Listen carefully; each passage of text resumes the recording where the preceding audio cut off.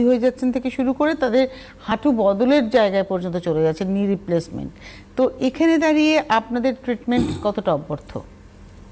আমাদের অভ্যর্থ এটাই আছে যে আজকে যারা রঙ্গোলি আয়ুর্বেদিকে এসছেন, যাদের হাঁটুর প্রবলেমস আছে, আমি হাঁটতে পারছি না, আমি সিঁড়ি দিয়ে ওঠা নামা করতে পারছি না, আমি মাটিতে বসতে পারছি না, আমি চলাফেরা করতে পারছি না, হাঁটুতে আমার সোয়েলিং হয়ে গেছে, তারা আজকে নিশ্চিত হাঁটাচলা করছেন উইদাউট অপারেশন, উইদাউট নি রিপ্লেসমেন্ট। যারা বলছে যে আমার নি রিপ্লেসমেন্ট ছাড়া আমি আর বাঁচব না, কিন্তু রঙ্গোলি আয়ুর্বেদিক বলছে কোনো প্রয়োজন নেই।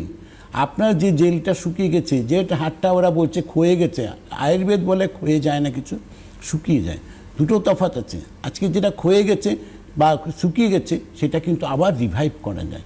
রঙ্গোলি আয়ুর্বেদিকে যারা এসছেন, ট্রিটমেন্ট করছেন, প্রতিটা পেশেন্ট এই জায়গাটা দেখতে পেয়েছেন যে তারা কিন্তু আবার নর্মাল হাঁটাচলা কখন করতে পারছেন। আপনার যদি হাড়টাই ক্ষয়ে গিয়ে থাকে, আপনার জেল শুকিয়ে গেছে আর হবে না, তাহলে তো আপনি কোনোদিনই হাঁটতে পারবেন না। রঙ্গোলি আয়ুর্বেদিক কি কোনো জাদুঘর? না, রঙ্গোলি আয়ুর্বেদ জাদুঘর নয়। রঙ্গোলি আয়ুর্বেদ আপনার জেলটাকে রিফরমেশন করিয়েছে বাই মেডিসিনাল ট্রিটমেন্টে, যেখানে আসার পরে আপনারা প্রতিটা পেশেন্ট 98% সাকসেস রেট আজকে মুভমেন্ট করছে। যত পেশেন্ট এসছে রঙ্গোলি আয়ুর্বেদিক, আজকে প্রত্যেকে হাঁটাচলা করতে পারছেন, ধীরে ধীরে করেছেন, কিন্তু করেছেন প্রত্যেকে, এর মধ্যে কোনো কিন্তু প্রশ্ন কিছু নেই।